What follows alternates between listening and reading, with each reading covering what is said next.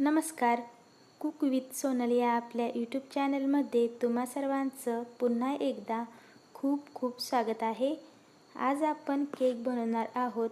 हा रवा केक आहे आणि घरातीलच साहित्यामध्ये हा केक बनवून तयार होतो. खूपच झटपट होणारा हा केक आहे.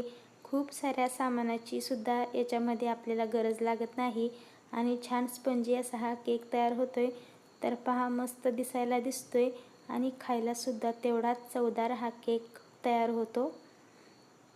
मस्त असा फुगतोय सुद्धा आणि खूप स्पंजी होतो, झटपट होतो.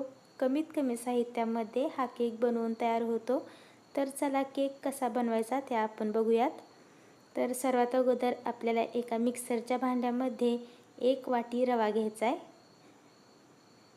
तर हा मीडियम साईजचा रवा आहे. तुम्ही छोटा किंवा मोठा कसाही घ्या. तर याला आपल्याला मिक्सरमध्ये थोडंसं फिरवून घ्यायचं आहे. जर तुम्ही जास्त मोठा रवा घेतला तर थोडं जास्त याला मिक्सरमध्ये फिरवा. तर अर्धा मिनटासाठी मी याला मिक्सरमध्ये असं फिरवून घेतलं आहे. रवा मिक्सरमध्ये फिरवून घेतल्यामुळे छान केक सेट होतो, त्याचे तुकडे पडत नाहीत. आता रवा एका दुसऱ्या भांड्यामध्ये आपण काढून घेऊयात आणि त्याच मिक्सरच्या भांड्यामध्ये अर्धी वाटी साखर टाकायची आहे. साखरसुद्धा आपल्याला बारीक दळून घ्यायची आहे. आता आपल्याला एक दुसरं कुठलंही भांडं घ्यायचं आहे आणि त्याच्यामध्ये अर्धी वाटी तूप टाकायचं आहे. तर तुम्ही कुठलंही घरातील एक भांडं निवडू शकता, कप असो किंवा मग वाटी असो, आणि सर्व मेजरमेंट एकाच भांड्याने करा.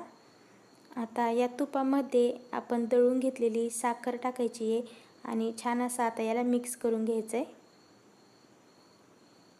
साखर आणि तूप थोडंसं मिक्स झालं की याच्यामध्ये पाव वाटी आपल्याला दही टाकायचं आहे. तर आता हे थोडंसं मिक्स झालेलं आहे आणि याला छान क्रीमी टेक्स्चर आणण्यासाठी आपण याच्यामध्ये पाव वाटी दही टाकूयात.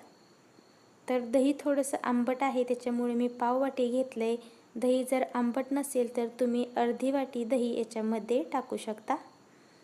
आता 1 मिनटं आपल्याला याला व्यवस्थित असं मिक्स करत राहायचं आहे, छान त्याला क्रीमी टेक्स्चर येईपर्यंत, म्हणजे केक आपला चवीला छान होतो. तर पहा, मस्त आता हे क्रीमी झालेलं आहे. आता याच्यामध्ये आपण जो रवा बारीक करून घेतलेला आहे तो घालूयात. थोडं थोडं दूध आता आपल्याला याच्यामध्ये टाकायचं आहे आणि याचं एक चांगलं बॅटर आपल्याला बनवून घ्यायचं आहे. तर मी 1 वाटी दूध घेतलेलं आहे. एकदम दूध नाही टाकायचं, आवश्यकतेनुसार आपल्याला याच्यामध्ये दूध टाकत जायचं आहे. दूध आपल्याला रूम टेम्परेचरवरचंच घ्यायचं आहे, खूप गरम पण नाही आणि खूप थंड पण नाही. थोडं थोडं करून आपल्याला हे दूध याच्यामध्ये टाकायचं आहे आणि बॅटरच्या अजिबात गुठळ्या होऊन द्यायच्या नाही आहेत. व्यवस्थित असं त्याला मिक्स करत राहायचं आहे. तर पहा, छान आता हे बॅटर आपलं तयार होत आहे.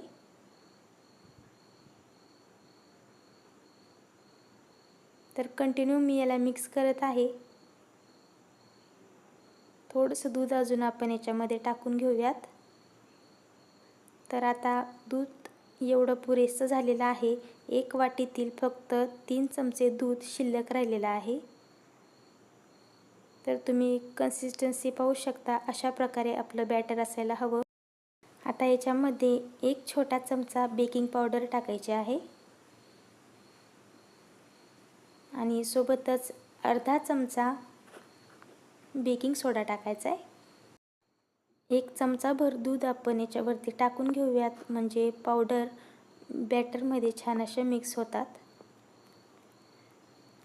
पावडर टाकल्यानंतर एकाच साईडने आपल्याला हे बॅटर असं फिरवायचं आहे, एकाच दिशेने, ज्याच्यामुळे केक फुलायला मदत होते आणि केक बिघडत नाही. उलट्या दिशेने याला फेटायचं नाही. तर छान असं आता हे 1 ते 2 मिनटे आपल्याला असंच मिक्स करून घ्यायचं आहे. जेवढं तुम्ही हे मिक्स कराल तितका केक छान फ्लफी बनतो. तर आता हे छान असं मिक्स झालेलं आहे. एक कुकरचा डब्बा आपल्याला घ्यायचा आहे आणि त्याला थोडंसं तूप लावून घ्यायचं आहे. सर्व डब्याला व्यवस्थित असं तूप आपण लावून घेऊयात. तुम्ही बटर पेपरसुद्धा डब्यामध्ये टाकू शकता। मी हा एक साधा कुकरचा डब्बा घेतलेला आहे। तुम्ही हव्या त्या भांड्यामध्ये किंवा पातेल्यामध्ये हा केक बनवू शकता। तर सर्व बॅटर आता आपण या डब्यामध्ये टाकून घेऊयात। तर पहा, छान असं हे बॅटर तयार झालेलं आहे। पातळ पण नाही आणि घट पण नाही। बॅटर जर पातळ झालं तर केक व्यवस्थित बेक होत नाही। व्यवस्थित असं आपल्याला याचं बॅटर बनवून घ्यायचं आहे। आता याच्यावरती आपण थोडेसे मनुके टाकून घेऊयात। सोबतच बारीक कट करून घेतलेले काजू बदाम टाकूयात। तुम्ही हवे ते ड्रायफ्रूट्स याच्यावरती टाकू शकता किंवा मग चेरीसुद्धा तुम्ही याच्यावरती टाकू शकता। तर केक आता आपण बेक करण्यासाठी ठेवूयात। तर एका कढईमध्ये आपल्याला हा केक शिजवून घ्यायचा आहे। तर कढईमध्ये 1 वाटी मीठ टाकलेलं आहे आणि त्याच्यावरती कुठल्याही प्रकारची जाळी आपल्याला ठेवायची आहे किंवा तुम्ही प्लेटसुद्धा याच्यावरती ठेवू शकता आणि त्याच्यावरती डब्बा ठेवायचा आहे। कढई अगोदर आपल्याला 2 ते 3 मिनिटे गरम करून घ्यायची आहे आणि नंतर त्याच्यामध्ये डब्बा ठेवायचा आहे। बारीक गॅसवरती हा केक आपल्याला 20 ते 25 मिनिटासाठी व्यवस्थित असा बेक करून घ्यायचा आहे। साधारण 20 मिनिटानंतर मी चेक करून पाहिलं तर पहा, चाकू अगदी क्लीन निघत आहे आणि छान असा केक आपला बेक झालेला आहे। जर चाकूला बॅटर थोडंसं चिटकत असेल तर तुम्ही 3-4 मिनिटे याला अजून बेक करून घेऊ शकता। तर याला 15 ते 20 मिनिटासाठी थंड करून घेतलं आहे आणि आता आपण हा केक प्लेटमध्ये काढून घेऊयात। तर अगोदर त्याला साईडने असा मोकळा करून घ्यायचा आहे म्हणजे तो व्यवस्थित निघतो। आता एक प्लेट त्याच्यावरती पालथी घालायची आहे आणि अशा पद्धतीने डब्बा उलटा करून थोडंसं त्याला वरतून टॅप करायचं आहे आणि मस्त असा आपला हा केक तयार झालेला आहे। आता याला सरळ करण्यासाठी वापस एक प्लेट याच्यावरती ठेवायची आहे आणि असा त्याला सरळ करून घ्यायचा आहे।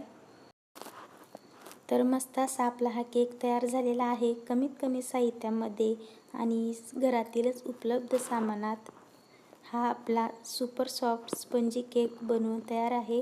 दिसते सुद्धा छान आणि खायलासुद्धा तेवढाच टेस्टी लागतो। तर तुम्हीसुद्धा हा केक नक्की करून बघा, अजिबात बिघडत नाही आणि छान असा हा केक बनवून तयार होतो। बऱ्याच वेळेस काय होतं, आपल्याकडे बेकिंग पावडर आणि बेकिंग सोडा दोन्हीही उपलब्ध नसतं। तर त्यावेळेस तुम्ही इनोचं जे पॅकेट असतं ते अर्धा पॅकेट याच्यामध्ये टाकूनसुद्धा असाच सॉफ्ट केक बनवू शकता। तर मी इथे बेकिंग पावडर आणि बेकिंग सोडा छोट्या चमच्याने टाकलेला आहे। तुम्हाला जर आपला रेग्युलरचा स्टीलचा चमचा वापरायचा असेल तर अर्धा चमचा बेकिंग पावडर आणि पाव चमचा बेकिंग सोडा असं माप तुम्ही घ्या आणि छान असा सुपर सॉफ्ट आणि स्पंजी असा हा केक नक्की बनवून बघा। हेल्दी आहे आणि सोबतच टेस्टीसुद्धा।